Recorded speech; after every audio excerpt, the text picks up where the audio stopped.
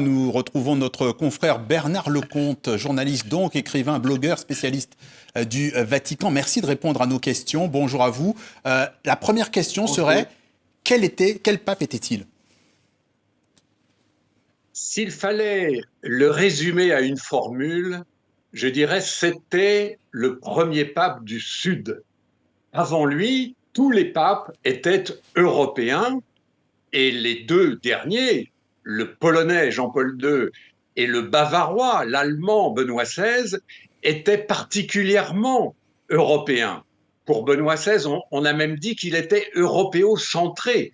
Et voilà d'un coup un pape venu d'Argentine qui représente au fond le Sud.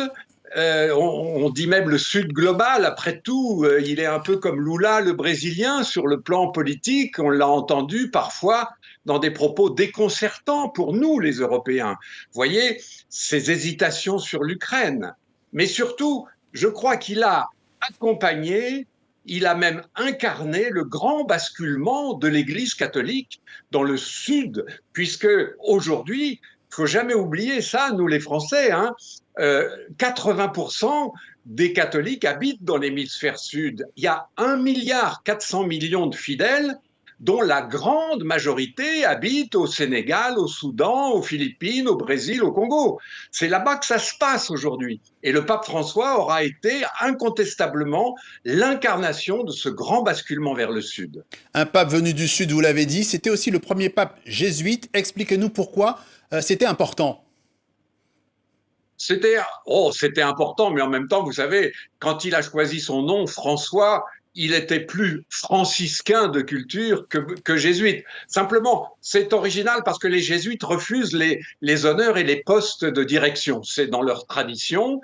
On a failli avoir un jésuite déjà une fois avec Monseigneur Martini, le cardinal Martini, et puis finalement, c'est Bergoglio, le premier jésuite de l'histoire. Mais n'en faisons pas un événement, c'est un petit peu comme le prénom qu'il a pris, c'est la première fois qu'un pape s'appelle François. Bon, mais ça fait partie de la vie de l'Église. Plutôt progressiste, mais est-ce que le prochain pape risque de l'être tout autant?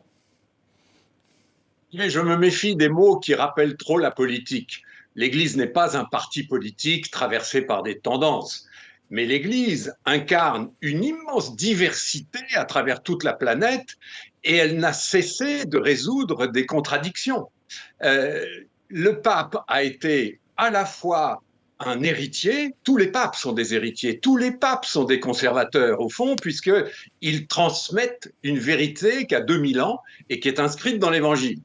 Et puis, tous les papes sont plus ou moins missionnaires, ils accompagnent plus ou moins la modernité. Ce pape-là, incontestablement, a penché vers la mission.